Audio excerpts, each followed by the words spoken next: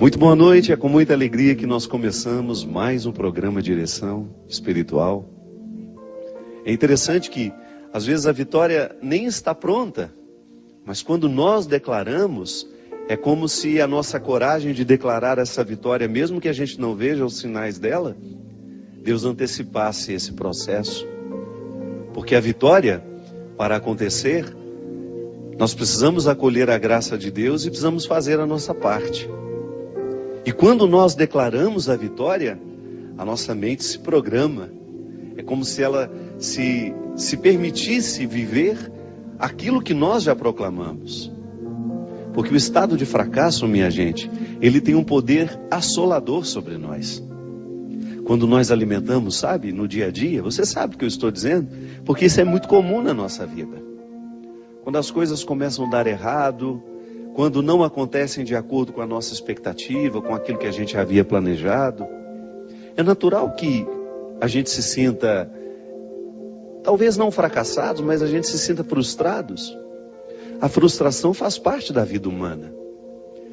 Mas a frustração, quando ela não é trabalhada para a gente poder superar, né? Porque é natural que a gente se frustre, mas não é natural que a gente permaneça muito tempo frustrado. A gente já falou aqui tantas vezes da capacidade humana de superação, não é? A gente vê tantas pessoas sendo capazes de superar as dificuldades da vida, e a gente se entusiasma a ser capaz também. É a força do testemunho do outro na nossa história. Por isso que é tão bom a gente ouvir o testemunho de alguém que conseguiu, de alguém que passou por dores semelhantes a nossas, e foi além, não ficou parado nelas. Na minha pregação, eu peguei o exemplo da Ângela, lá de Maceió, quando eu estava fazendo o show lá em Cajueiro. Uma cidade próxima a Maceió, uma cidadezinha pequena, bonita, onde eu tive a oportunidade de estar com aquele povo numa noite tão especial. Antes de subir ao palco, tive a oportunidade de conhecer a Ângela, que foi o testemunho que eu contei no Osana Brasil, e que nunca é demais a gente recordar. A Ângela estava preparando com o filho dela a formatura tão esperada daquele menino. Um menino esportista, atleta, que sempre cuidou da saúde, que sempre cuidou de si mesmo. Naquela manhã, tomando café com a mãe, feliz por ter conseguido vencer a vida, vencer todas as dificuldades que são próprias da vida de um estudante. E naquele dia ele celebraria a sua vitória na faculdade, iria se formar. Mas a vida não permitiu que isso acontecesse. Na hora do almoço, quando Ângela voltou, tomou café com o rapaz, foi ao salão, foi preparar-se também, e quando voltou na hora do almoço, encontrou o filho morto dentro do banheiro. Depois de investigar as causas da morte, uma parada cardíaca, um infarto fulminante, tão comum nos jovens de hoje, né? Um menino de 24 anos, que às vezes o problema do coração a gente tem e não sabe.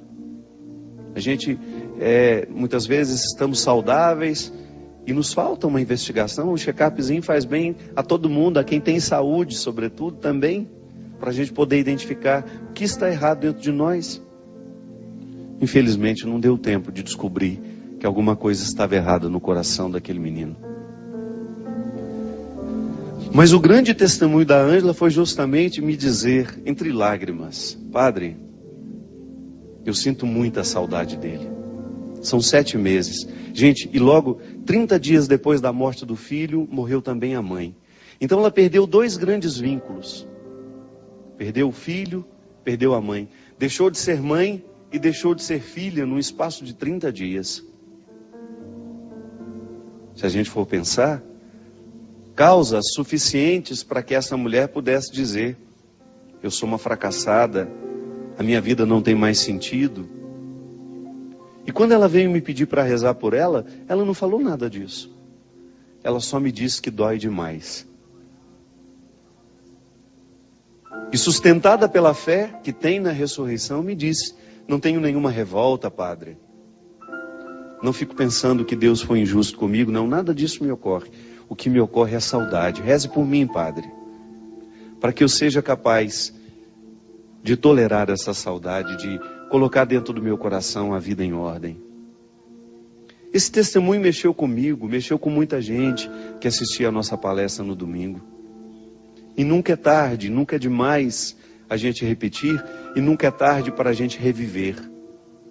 O testemunho de uma pessoa que foi capaz de superar a sua perda, que foi capaz de superar o seu fracasso, e que não permitiu que aquele fracasso se instalasse como um proprietário da alma da gente. Porque o que às vezes acontece é isso. Eu sempre gosto de dizer que se todos os dias a gente não faz uma faxina antes de dormir, sabe, uma faxina espiritual mesmo, emocional, afetiva. Se a gente não faz uma limpeza daquilo que nos poluiu, porque todos os dias a vida nos polui. Com aquilo que acontece, com aquilo que a gente vê que aconteceu na vida do outro, porque nós não somos indiferentes. Se você assiste ao noticiário todos os dias de manhã, você já tem motivos para passar um dia lamentando.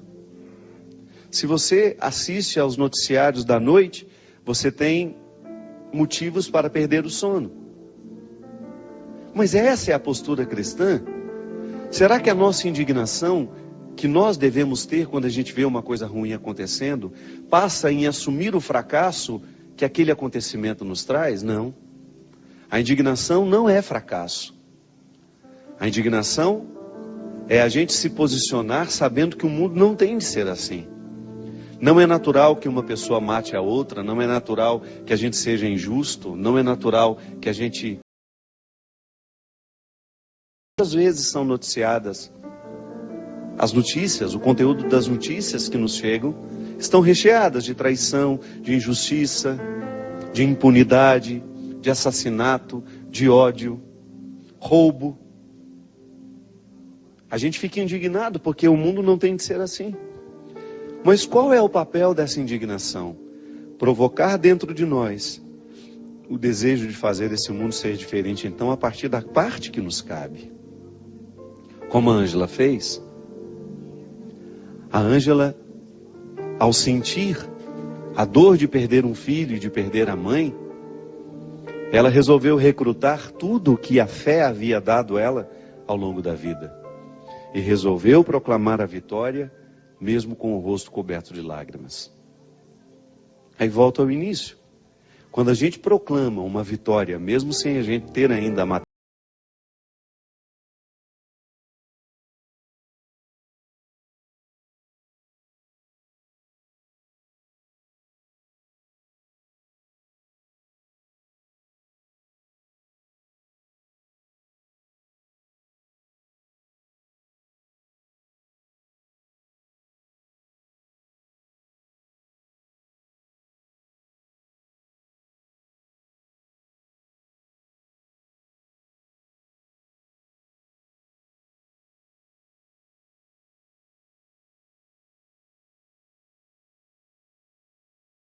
um filho, um pai, uma mãe, um irmão, é assim. Todos os dias alguém está perdendo. Mas a graça de Deus hoje pode lhe visitar,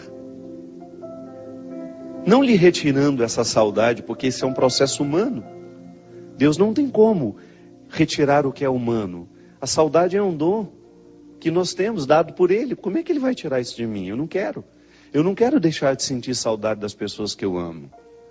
O que eu quero é que essa saudade se torne leve dentro de mim.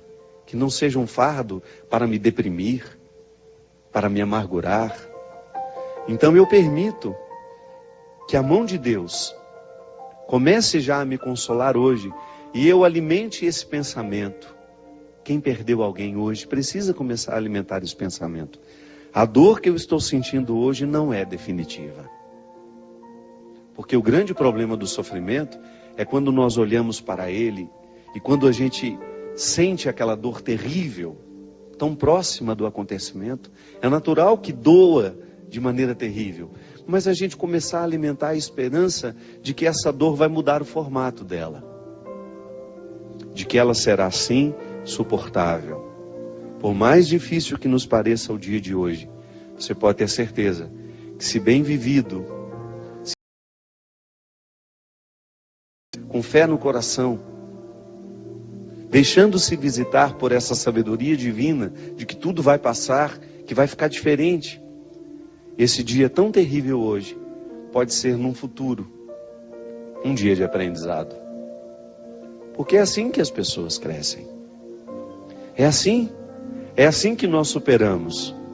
É assim que nós avançamos. Eu fico pensando, né? Eu tive uma vida muito difícil sempre. A vida na minha casa não é fácil até hoje. Eu tenho muitos motivos para poder desanimar. Tenho muitos. Todos os dias eu tenho motivos para desanimar. Por aquilo que eu não consigo com os meus irmãos, com os meus amigos, com aquilo que eu não consigo comigo mesmo, por aqueles que eu vejo morrer, por aqueles jovens que eu gostaria tanto que estivessem vivendo diferente, mas não. Estão lá perdidos nas drogas, na prostituição socializada, no álcool. Por ver o meu país tão injusto, por ver tantas vezes os nossos governantes fazendo o absolutamente contrário do que deveriam fazer. Deveriam cuidar da gente, mas às vezes saqueiam o cofre público, lá onde nós depositamos os nossos impostos, para que este país seja melhor, para que a gente tenha saúde, para que a gente tenha segurança, para que os nossos filhos tenham uma boa educação. Todos os dias nós temos motivos para desanimar. Todos os dias você também tem motivo para jogar a toalha e dizer, olha, a partir de hoje eu não luto mais. Mas não é assim que se faz gente.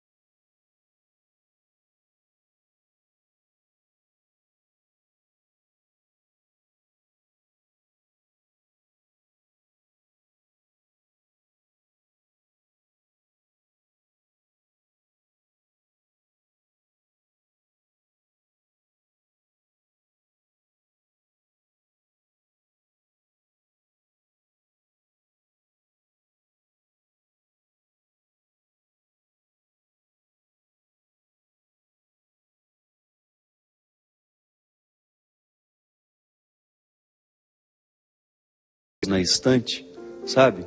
Sem reciclá-los. Não, fracasso tem que ser reciclado.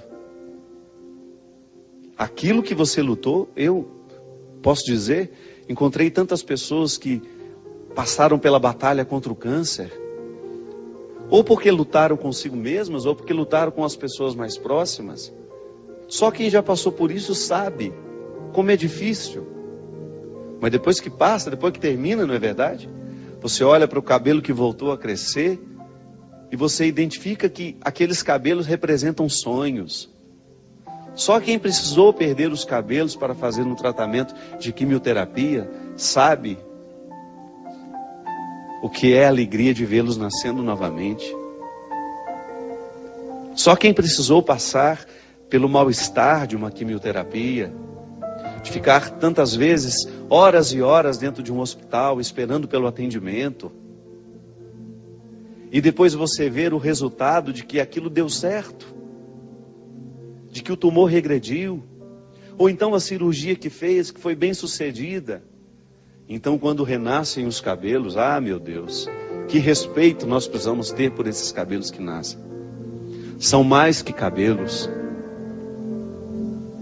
É o renascimento de sonhos, de esperança, de futuro. É alguém que de alguma forma pode dizer, a vida aqui venceu. E nós continuaremos lutando por essa vida. Porque só quem se viu nesse limite, nesse limiar estreito entre vida e morte, saberá identificar o quão a vida é preciosa. E deixaremos de reclamar menos. Reclamaremos menos. Porque um dia a gente viveu esse limiar e a gente sabe muito bem. Há 3 meses que eu estou lutando, com um problema que eu tive nesse ouvido esquerdo. Há 3 meses eu não sei o que é silêncio. Eu que gosto tanto. Então às vezes eu acho que eu vou ficar louco com um barulho que não termina dentro do meu ouvido. Eu tive uma pequena perda de audição, provocada não sei porquê, sei lá. São tantos os motivos que podem provocar aquilo que eles chamam de surdez súbita. O que é a surdez súbita? Quando você de repente acorda com um barulho no seu ouvido, você vai e faz uma audiometria, que é um exame que mede a audição. Aí eu descobri que eu perdi 3 frequências graves. Nem fazem falta. Poderia viver perfeitamente sem elas. Até o doutor Daniel, que tem me acompanhado, me disse: padre, é um diagnóstico muito bom. Depois outros médicos, amigos meus também, doutor Vianney lá em Petrópolis, que eu tive a oportunidade também de conversar, de passar por ele, fui tão bem atendido por ele, todo mundo dizendo, o diagnóstico é muito bom. Quando se perde frequências graves, se recupera praticamente tudo novamente. Só uma questão de tempo. Mas o problema, minha gente, não é essa bendita frequência grave que eu perdi, não. O problema é conviver com esse barulho, esse zumbido, dia e noite. Sabe quando você deita para dormir cansado? E você não consegue dormir porque aquele barulho te perturba, te perturba, te perturba. E ontem, graças a Deus, eu tive assim um dia tranquilo. Foi o primeiro dia em que eu posso dizer que o zumbido não ficou o tempo todo. Foi o primeiro dia em que eu tive a oportunidade de voltar a saborear alguns momentos de silêncio. Ele não foi embora, está aqui. Vai, volta, fica baixinho, fica mais alto. Mas ontem, eu vivi um dia inteiro naquele silêncio que eu gosto, que me faz bem. Você não pode imaginar de como eu valorizei aquilo. Você não pode imaginar de como para mim foi gratificante ter a oportunidade de valorizar uma situação que às vezes passa despercebido, porque eu me acostumei com ela. Então, como agora eu estou tendo de conviver com um barulho no meu ouvido, e se Deus quiser, vou dar um jeito de curar isso, ou pelo menos diminuir isso, para eu não ficar louco, senão a gente fica louco, a gente não consegue se concentrar, tudo fica mais penoso, a gente fica mais cansado, menos paciente com as coisas. Então, sabe, quando você experimenta aquilo que antes você tinha e não sabia valorizar. Se Deus me der a graça de ser curado disso, você pode ter certeza que eu nunca mais vou interpretar o silêncio da mesma forma. Porque passar 3 meses com esse barulho o tempo todo no seu ouvido não é brincadeira. Então, quando eu tiver a oportunidade, como eu tive ontem, temporária, mas tive, de voltar a experimentar o silêncio, eu quero saborear aquilo com todas as forças da minha alma. Porque para isso serve o sofrimento. Por isso que eu estou lhe dizendo, o que lhe aborreceu ao longo desse ano? O que foi penoso para você? Eu dei meu testemunho, falei o testemunho da Ângela. A minha história é tão pequenininha, perto de tantos sofrimentos que a gente teve. A gente teve a Célia, nossa amiga aqui, que trabalha conosco, que enfrentou o ano passado, um pouco esse ano também, né, Célia? Ainda na continuidade do tratamento, 2010, 2011, continua em tratamento. A Célia sabe, nós vimos quando os cabelos da Célia caíram e depois vimos a alegria quando nasceram. Está aqui, trabalhando, feliz da vida, levando a mãe dela por onde vai, com amor, com carinho. Mostra a Célia aí para nós, essa menina tão especial, tão cheia de Deus, que foi um testemunho para nós aqui, para quem esteve ao lado dela. Então, para a gente poder ter o direito de cantar essa música, Hoje Eu Livre Sou, a gente precisa vasculhar tudo o que foi difícil na nossa vida. Porque somente a partir da superação dessas dificuldades é que a gente vai alcançando essa liberdade interior que só Deus pode nos dar. Nós vamos para um rápido intervalo e a gente volta já já com o programa Direção Espiritual.